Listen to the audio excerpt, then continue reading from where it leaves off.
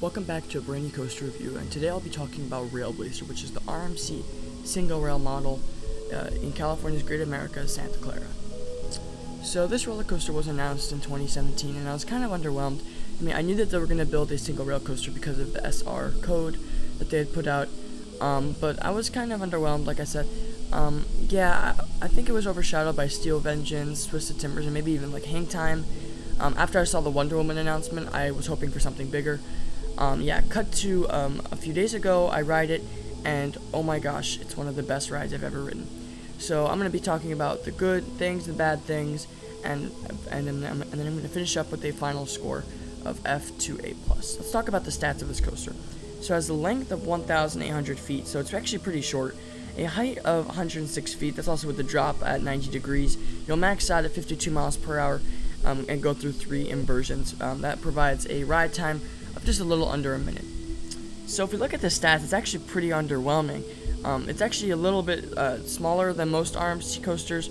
So let's talk about your general experience. So this is in a pretty odd spot in the park, kind of just in the smack dab in the middle of the midway, right adjacent to Patriot, which is their B&M floorless coaster, and then across from Demon, which is their old school aero looper. So it's really nice. This ride is themed towards an ATV, so you have a lot of awesome rock work, some water, and you can get really close to the coaster. This footage is actually taken like right in the pedestrian area. I didn't do anything cool to take this footage. This is just taken from the queue and stuff. You can get insanely close to this coaster. You can touch the supports and everything. In the station, they're actually very, very tight about what you can bring on the ride. Anyway, you're gonna get into your trains. I recommend taking the single rider line because you can get into the coaster a little bit quicker, but if you want to get to the front seat, then you will have to do the normal line, because if you're in single rider line, you're only going to get back row or the last few seats. Anyway, you're going to go straight out of the station and go up this lift hill. What's pretty interesting about this is that because of how close you are to the track, you can actually feel the lift hill under you. You can feel that like clickety-clack under you, which is pretty cool. It really makes this feel smoother, and this is an insanely smooth coaster. So it's cool how you can just feel the track under you. That's worth noting. So once you get to the top, you'll go into this pretty cool pre-drop.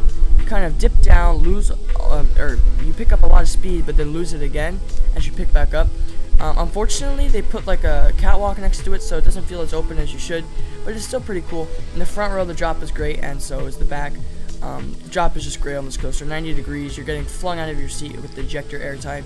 Plus, you go into that awesome rockwork canyon, so what is not to love with this part of the ride? Following that, you'll go into the first inversion, a dive loop. Technically, you don't actually invert, but it takes form of a dive loop, so I'm going to consider it an inversion for purposes of this review.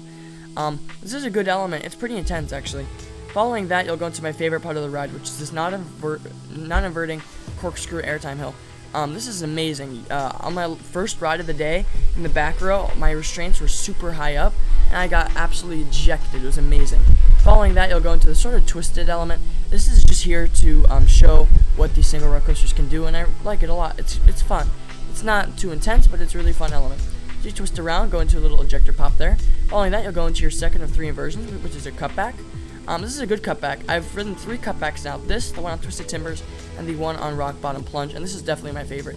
It's really intense. I like it. Following that, you'll go into your third of 3 inversions, and this is your corkscrew. I like this a lot because you get some nice hang time from it. Alright, following that, you'll go into your last bank turn into an airtime pop through the brake run. Wow, that is a really fast-paced layout, and it packs a lot into one really short length. Alright, let's talk about the good of this coaster. And the good is that it combines a very intense layout with a re-rideable layout. So this ride is super intense, but yet I managed to ride it like 6 or 7 times. Let's talk about the rows I wrote this in and which rows you should ride in. So I got to ride the front row, back row 6, and also the second row. By far, my favorite ride was in the back row. That's not to say that the other rows are fantastic. One interesting thing about this coaster is that I feel like you can ride it anywhere, and it will give you the same experience. There's not one row that I loved the most. I mean, back row was probably the best, but they all provided a very similar and fun experience. This is not like the other RMCs where I generally think the front row is kind of weak, but then I love the back row. This is just really unique. And one thing I love about these trains is that you feel really open, and you always feel like you're alone on the coaster.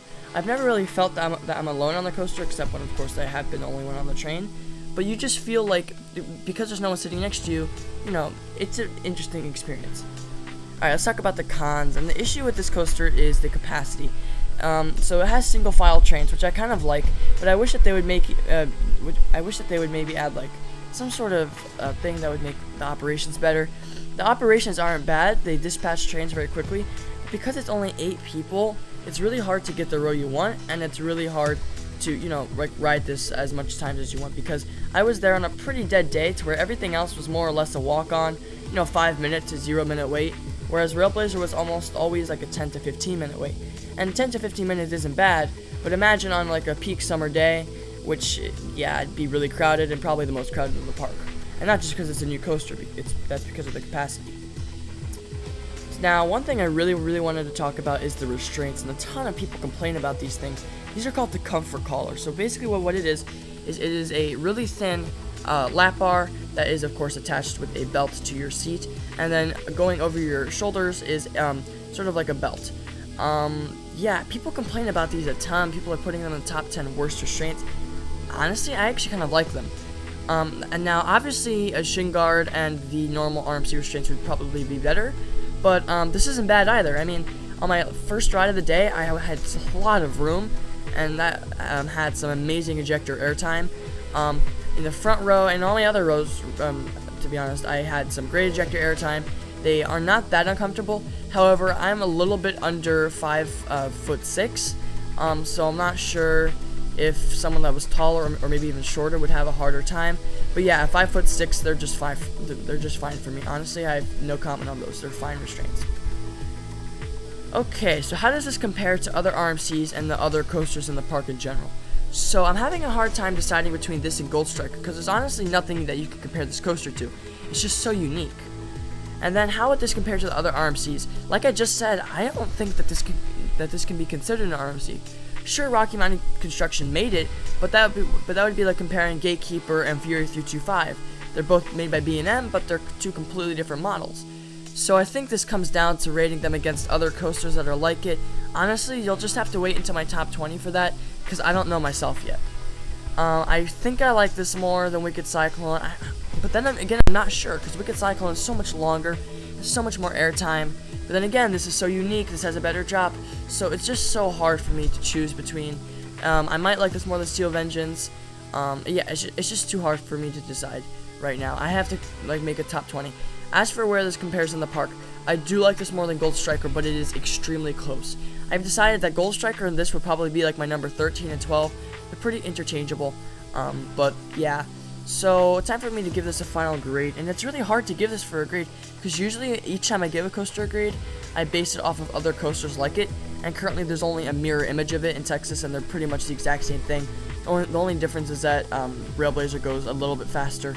So I don't really know. I think I'm going to give it an A-, but I would have to wait until more single rail coasters come out to see how this compares to those. But all in all, the takeaway is that if this is the beta for single rail coasters, then we are off to a very good start. Thanks for watching, everyone. My name is Coaster Cupcake. I hope you enjoyed the video. Please be sure to like, comment, and of course subscribe and share with your friends. We'll see you all next time. Bye, guys.